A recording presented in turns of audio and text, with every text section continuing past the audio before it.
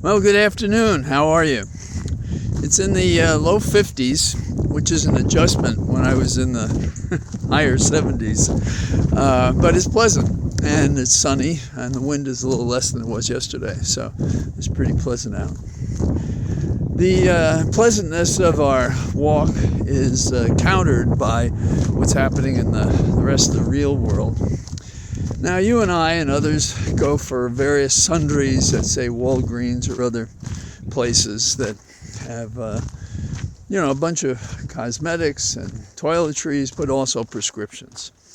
And one of those prescriptions, for years, that you've been able to get at Walgreens and elsewhere, has been an abortion pill. And it's been legal and approved for a long time. But now, individual states, I think we're up to 21, have made it illegal for the sale of abortion pills in various ways. They've limited and so forth. Now, Walgreens is one of the places, one of the businesses that does provide this abortion pill, or has in the past. But now what they're doing is they are not providing it where it's unlawful, and they're taking a beating for it. Now, there are a couple of things we should keep in check here.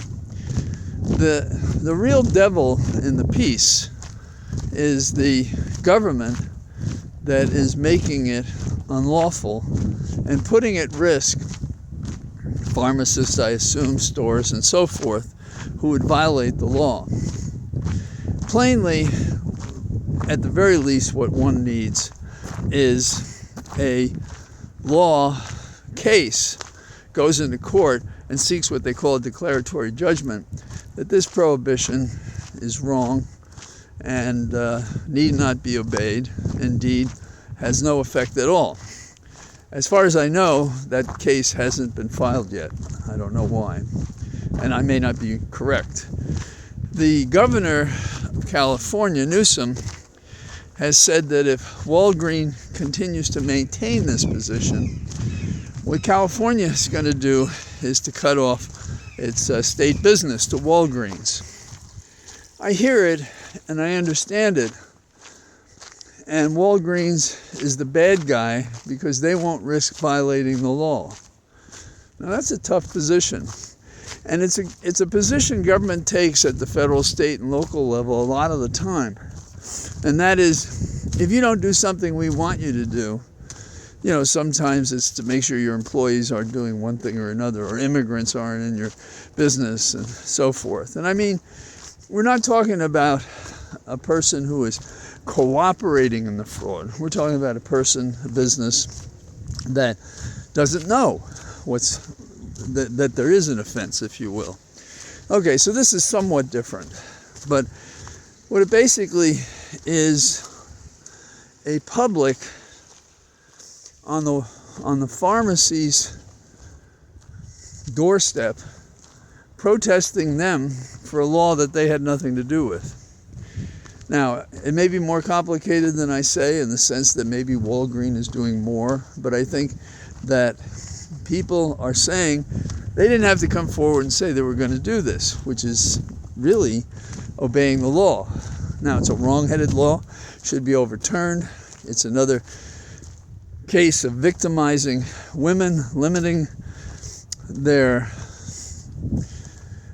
integrity, their ability to control their lives, to deal with having wanted children, not being put in that position where the children are not wanted. So this is something that Congress could deal with immediately.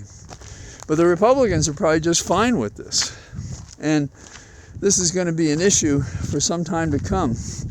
Whether it is we remodel the Supreme Court or it remodels itself, and the state laws have to be subordinate to the federal law, the supreme law of the land. In matters like this that cross all sorts of borders, we can't have people going from one state to another, particularly if they can't afford it, to get the medicine they need or want. So that's number one on my hit parade. Now, we could have just as easily started with the Dominion documents that were released yesterday And I've only started looking at them, but the overview is quite damning. Basically Murdoch saying that Trump is going mad, but modifies not at all Fox's coverage. Doesn't come out and say it. I mean, that's significant information. We see these people all the time. They usually write books, but they don't want books about this. And if Dominion hadn't done such a public service, as well as defend its own branding, we might not know any of this. And why is it the government hasn't sought any of this? Oh, we can't think to subpoena Fox. What would that mean?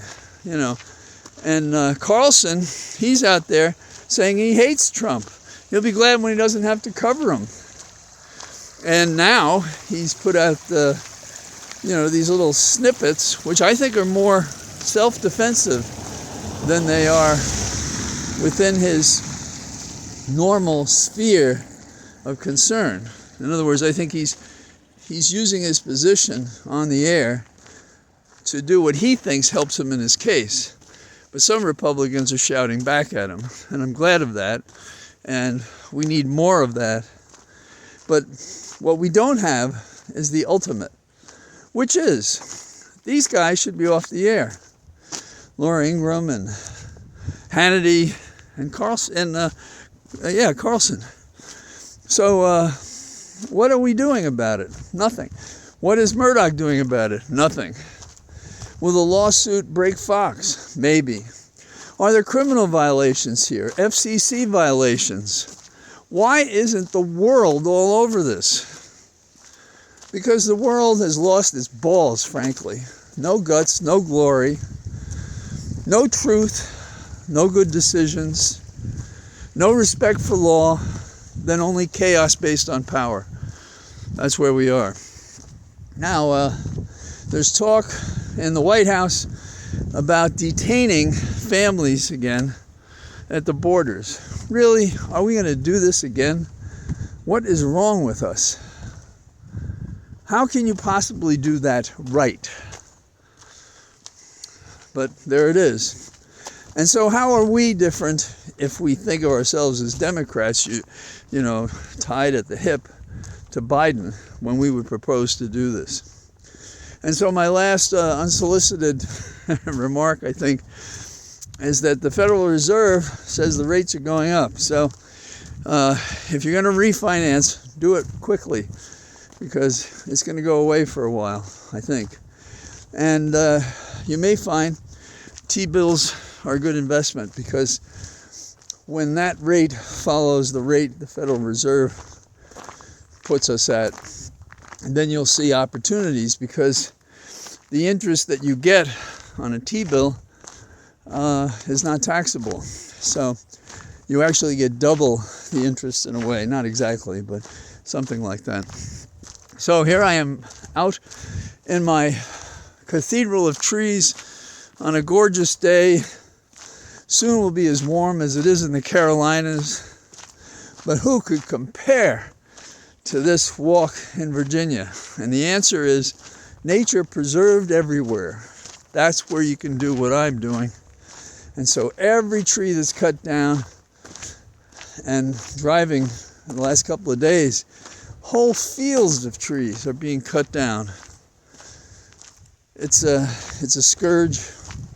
It's an evil. And someday some people will realize that we're able to breathe because of trees. So until tomorrow, I suppose, talk to you. Bye-bye.